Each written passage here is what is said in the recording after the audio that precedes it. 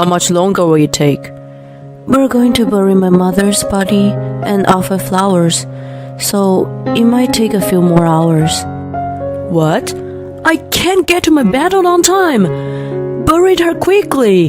What a pain in the ass. I'll be in the waiting room taking care of the incense, so I don't have to go, do I? It's too much trouble to move from one place to another. Then I won't go either. The game is about to start. My name is Sarah, and I'm 26 years old. I just got married last spring, and I'm a stay-at-home mom. My father, who owned a company, died early. I'm a secretary to my mother, who succeeded him as president of the company. My husband Mitchell is 2 years younger than me and 24 years old. He's a motorcycle delivery service provider by trade. We met in our company's office building. I was in the elevator when the door was about to close, and Mitchell came running in it. It was his first day on the job, so he said, I can't figure out which way to go. He was running around the building, sweating because he couldn't find the department he needed. It was a bike delivery that had to be completed in time. I led the health-conscious Mitchell by the hand to his destination. After that, I often saw Mitchell, who seemed to have been assigned to this area. One day, on the way home from work, I stopped by a ramen shop with my colleagues and heard a familiar voice from behind me. So, you go to this kind of store? I turned around to see a friendly-looking Mitchell sitting at the counter eating his ramen with his phone in hand. I said hello and said of course I would come. Saying this, I took a seat with my colleagues and placed our order. I'll take you to a good ramen restaurant next time, he said to me as I was leaving. After that, he would wait for me in front of the office when I was leaving. We began to eat ramen together again and again. At first, it was just casual conversation, but as we got to know each other better, we began to talk about all sorts of things, including our ages and our personal lives. Perhaps it was because we both grew up in a single-parent households. We became even more intimate with each other, and before we knew it, we were married. It was on our way home from a ramen noodle shop as usual. See you tomorrow. As we were walking to the station, Mitchell suddenly says to me, I want to introduce you to my mom. And he invited me to his home. It was already 9 p.m. on the clock after having had dinner at a ramen restaurant. It was late. It's rude at this hour, so shouldn't I go another day? I don't even have a gift for her. I said, It's okay. My mom wants to see you. She said I can take you anytime. And our house is close. It's a bit shabby though. So, please come. Mitchell was very matter-of-fact about it. No, even if you say that, you'll be insane at this hour of the night. Mitchell didn't hear my hesitant reply. He rode his bike and pointed in the direction we were walking. We turned off the main street where the ramen shop was and entered a narrow street. I saw the house with the barn, which is very rare nowadays. This is our house. Pretty shabby, huh? Mitchell chuckled as he parked his bike in the grassy yard, opened the poorly made sliding door, and beckoned me to come in. Is it really okay to come at this late hour? I entered the front door with trepidation. Don't worry, we live in this kind of place. There's no need to be formal. A woman, Mitchell's mother, came out from the back after hearing our conversation. I greeted her with a reserved hello and said, I'm sorry it's so late. She greeted me with a hesitation and welcomed me as if she had been waiting for me. Mitchell, I'm so glad you finally brought her here. Sarah, is it? Please, come on in. My first impression of Mitchell's mother was that she was loud and talkative. She seemed to have a bit of quirky personality. As soon as I entered the room, Mitchell's mother persistently asked me about my family home. She smiled meaningfully and dug deep. How much are your family's total assets? Will you be able to take over the company in the future? How much is your income now? I was getting tired of being asked so many questions about money. I looked at Mitchell to see if he can help me. He was absorbed in a game with his phone in his hand. He didn't seem to be listening to our conversation at all. I was afraid that she would keep on asking me questions until the world was over. I'm sorry, I have to work early tomorrow. And I left the conversation. If I were to marry Mitchell, would I be able to call her my mother? I was a little worried.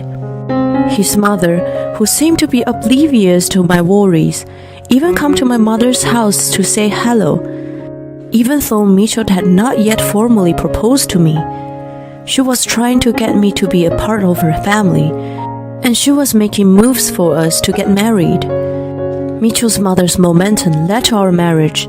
I was prepared to live with my in-laws with the way my mother-in-law was acting. Surprisingly, we were not forced to live together. We started our new life in a newly built rental apartment. Well, I guess we couldn't even bring in our new furniture in that old house. My mother was also concerned about me moving in with my mother-in-law after the marriage. She was relieved that we got off to an uneventful start. It was when my marital leave ended and I was returned to work tomorrow. While I was on leave, my mother was working without a substitute secretary. I taught her to be careful when driving, but accidents happen even when we are careful. A phone call from the police reminded me of this. The feeling of coldness all over my body and the voices that sounded like echoes. I took Mitchell, who was playing the smartphone game by my side. We went to the place where the police told us to go. My mother, who was lying in a dark room at the destination, could not answer me anymore. Unable to accept what was in front of me, I was stood there in a daze. I could neither cry nor scream. Beside her, Mitchell was absorbed in the game without changing a single expression on his face. I could resentfully hear the sound of the game echoing in the silence. Time passed at a hectic pace. The wake was over without any real sense of sadness. The day of the funeral arrived. The funeral for my mother, who was the president of the company, was to be held in the form of a company funeral. The employees willingly divided up the work that needed to be done. They took care of the details and the mourners. I think I got a glimpse of my mother's personality before her death. I should be the good mourner and do my best to live out to my mother's memory. While I was immersed in such thoughts, I noticed that the reception area for mourners was strangely noisy. There shouldn't be any accident at the place where the ceremony was originally held in solemnity. When I turned around to see what was going on, I found an unbelievable scene. To my surprise, employees were helping out. My mother-in-law was in charge of the reception for the mourners. She was looking at the money in the envelope and writing the amount of money under her name. I didn't realize the mourning gift was less than the wedding gift. I thought there would be more because it was the president's funeral. The employees at the reception desk and those who came to offer condolences were taken aback by this behavior. Some of them are even wondering if they should offer the condolences anymore. How could she embarrass us like this? I ran over to her. How dare you do this? Please stop it right now.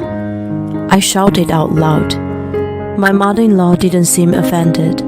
Sarah, what are you yelling at me for? I went to the trouble of helping you. Isn't that kind of attitude rude? She got mad at me. If I spoke back here, the fuss was bound to get louder because it's something she would do. I swallowed what I wanted to say and only asked her to leave the reception area without further argument. In the meantime, It was time for the prayer to start, and I hurried to take a seat. However, Mitchell was nowhere to be found. One after another, relatives and friends were taking their seats. I was looking for Mitchell, but I found him playing a smartphone game in the corner of the hall. I thought that my mother-in-law and Mitchell were insane, but I had no idea that they had no common sense.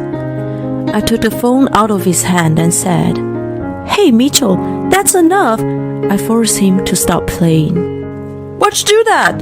Give me my phone back. I silently put the phone in Mitchell's pocket, and I made him take his seat. I made it to the prayer just in time. I took a deep breath and put out the rosary beads I had in my pocket. Mitchell reached into his pocket too. I thought he was going to take out his rosary beads, but what came out was his smartphone. He started to play the game again. During the prayer was being said, I couldn't yell at my husband in front of so many people. I tried to warn him in a whisper, but Mitchell, who was engulfed in the game, could not hear me. During the prayer, Mitchell's phone was the center of attention, which was extremely embarrassing. When it was his time to receive communion, I gave him a God elbow thrust.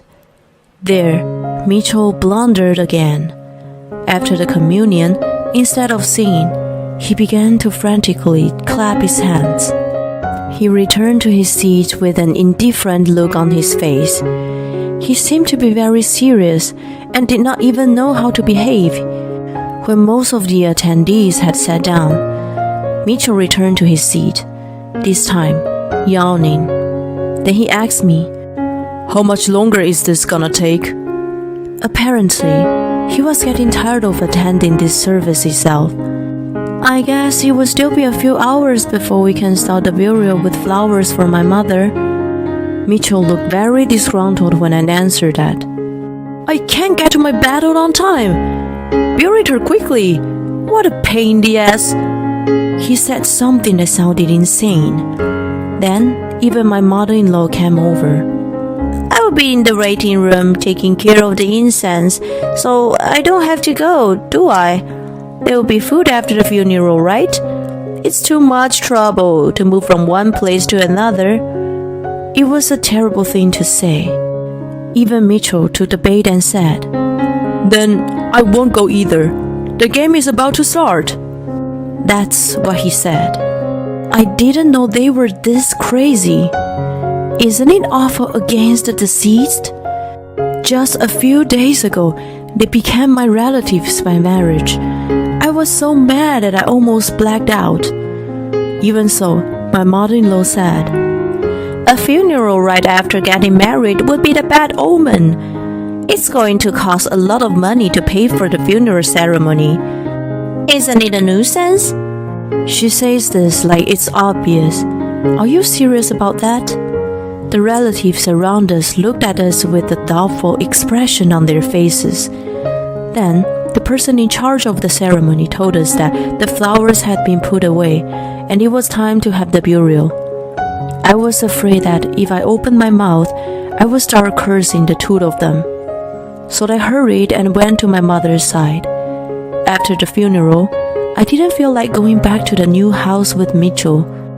I went back to my parents' house because I had to sort out my mother's belongings for a while. The house was quiet after my mother left. When I thought that I would never see her again, I finally realized she had passed away.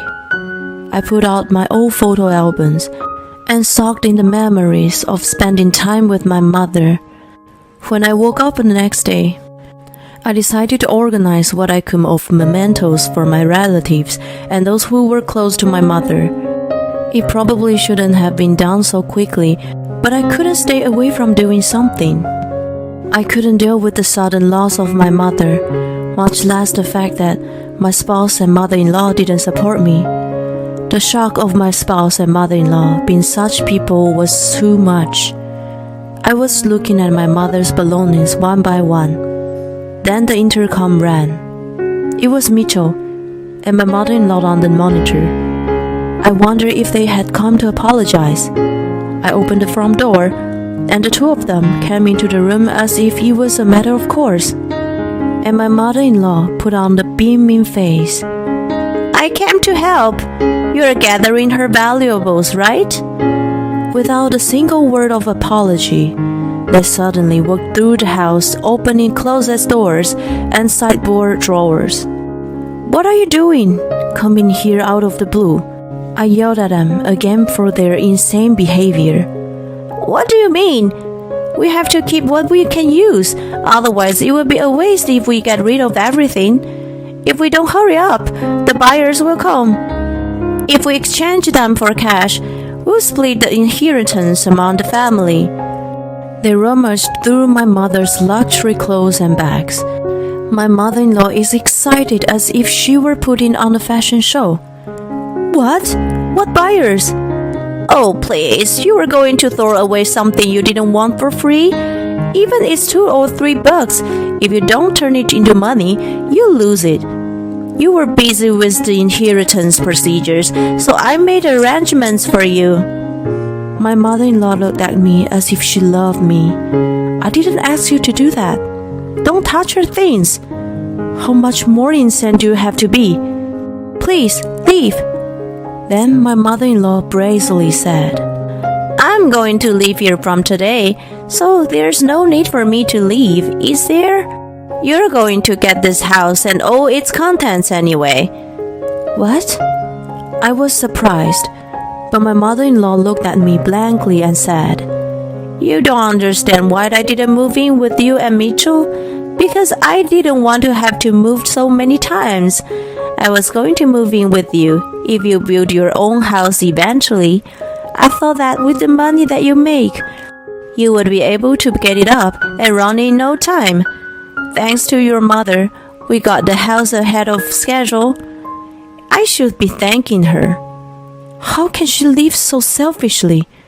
Then Mitchell, playing his game, added, So, that's that. I married you because you seem to make a good salary and your family is rich. He said that plainly. Does that mean you're after my fortune? I asked him. Yeah, when I'm rich, I can spend all the money on games. That's what my mom told me. So she said I should definitely get married. She said that she wants to be able to spend as much as she wants to. I was surprised at his answer, which made me question his mental age. Does that mean that as long as I had money, you would have been happy to marry anyone? I guess so. Huh? I can't believe you would say that. I feel deeply ashamed that I married such a guy. Are you two making fun of me? Cut it off! Get out of here! I was sick of seeing their faces and urged them to leave immediately. Then paid us alimony. I was appalled at how attached she is to money. I would not give a single penny of my mother's wealth to such a person. I'm not kidding. I split the wedding funds 50-50, so I want it to be a super luxury hotel, is what my mother-in-law said, but she still hasn't paid her share for the wedding. My mother-in-law said that she wanted to have a full-course meal at a super luxury hotel. She insisted that the wedding be held at this hotel. When I pointed out to my mother-in-law, who doesn't even try to pay back her debt, but only thinks about receiving gifts, that it's not going to happen, she said, Why would I pay back when the person to pay is gone now? If you insist on me paying it back, why don't you just set it off against the alimony? If we divide the property, there will still be enough to pay the alimony, she said. I decided to call the police for loitering.